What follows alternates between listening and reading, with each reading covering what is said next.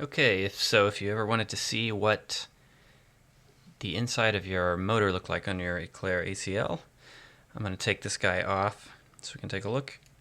And I should warn you that, okay, so on my particular motor, there's just 3 screws right here, and I'm actually missing a screw. I should warn you that getting the motor back on is not easy, I've discovered.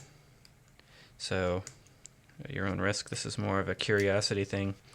The reason I'm taking my motor off, and then mine is on there pretty good, you gotta give it a good tug.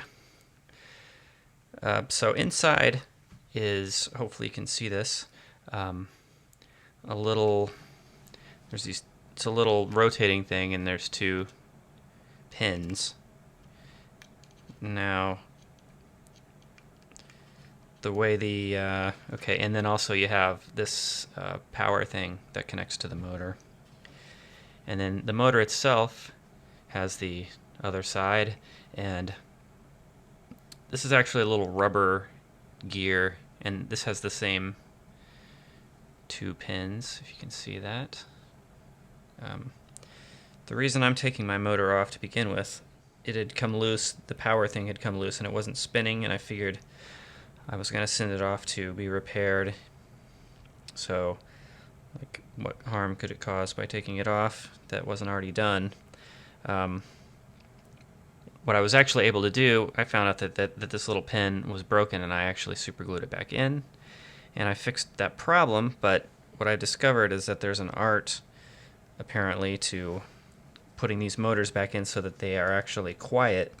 In fact, when I put my motor back on, sounds like a machine gun or something. It's really loud. So this is going to have to go back to the shop. But anyway, I was always kind of curious what that looked like on the inside. So I'll go ahead and put it back on. So to put it back on then, this little rubber thing has 4 dots, and 2 of them go on the motor, and then the other 2 go in here. So get it all kind of lined up and ready to go. I would assume too, if you have, like I have this other camera that has the brake on it, and it always stops with the shutter halfway open, so I'm sort of thinking going in and giving that a rotation might fix that problem. But again, I'm not a tech, so don't take my word for it. So anyway, to get this back on, I discovered what you kind of have to do is you sort of have to get the power in there first and then kind of push it over. So let's see if I can do that. Power in, and then push it on there really good. It's not super easy. Now you gotta kind of, before you get all the screws back in, you gotta kind of check the power to make sure you actually got it on there. Alright, so you can see the motor's going, so I did get it in there, and tighten up the screws again. And I don't know why this motor is so loud, but it used to be really quiet, and then after I took it back together, it's not quiet anymore. So there must be something more to it I don't understand. And it could be that screw is missing.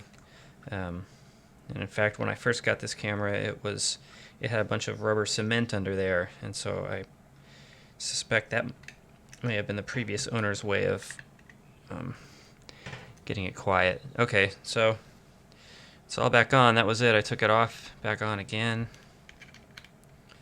and let's give it a listen. Okay, here we go. So you can hear that, something flapping around that didn't used to do. That's it.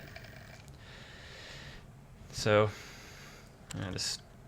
sorry for this camera, it's a little blurry, but anyway, that's what it looks like. Thanks for watching. See you next time.